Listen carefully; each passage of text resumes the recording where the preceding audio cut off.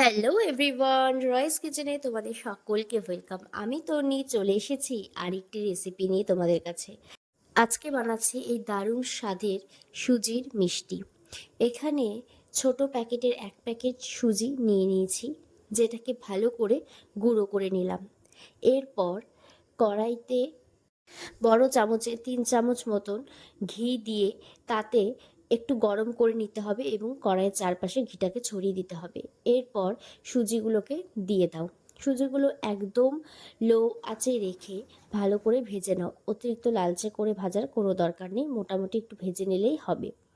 এরপর তার মধ্যে একটা ছোট নারকেলকে কুড়িয়ে নেওয়া হয়েছিল, যেটাকে দিয়ে দিলাম ওপর থেকে। তোমরা এখানে চাইলে দোকান থেকে নারকেল পাউডারও কিনে অ্যাড করতে পারো। এরপর ভালো করে নাড়াতে হবে। তারপর এখানে ছোট প্যাকেটের 2 প্যাকেট আমুল দুধ দিয়ে দিলাম উপর থেকে, আর তার সাথে এলাচ গুঁড়ো।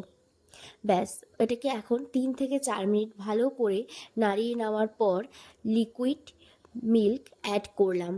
কফি কাপের 1 কাপ দুধ দিলেই হবে। এরপর পুরো মিশ্রণটাকে ভালো করে মিশিয়ে নাও। এরপর গুঁড়ো করে রাখা চিনিটাকে দিয়ে দাও, যেখানে মোটামুটি 5 থেকে 6 চামচের মতন চিনি নিয়ে সেটাকে ভালো করে গুঁড়ো করে নেওয়া হয়েছিল আগে থেকে। ব্যাস, তারপর টোটাল মিশ্রণটাকে আবারও মিশিয়ে নাও। যখন দেখবে পুরো আঠালো ভাব হয়ে আসছে, সেই সময় নামিয়ে নাও। এরপর 10 থেকে 12 মিনিট ছেড়ে দাও ঠান্ডা হওয়ার জন্য। মোটামুটি হাতে ধরা যাচ্ছে এরকম ঠান্ডা হলেই হয়ে যাবে। এরপর কিছুটা অংশ নিয়ে হাতে গোল করে তারপর লম্বাটে আকারে শেপ দিয়ে নাও। আমি এরকম শেপ দিয়েছি, তোমরা চাইলে অন্যরকমও দিতে পারো। এরপর গুঁড়ো দুধ দিয়ে ফার্স্ট 1 কোট দিয়ে আবারও নারকেল গুঁড়ো ওপর থেকে আরেক কোট দিয়ে প্রত্যেকটা এভাবে রেডি করে নিতে হবে। দেখতে অনেকটাই সুন্দর হয়েছিল এবং খেতেও কিন্তু অপূর্ব হয়েছিল।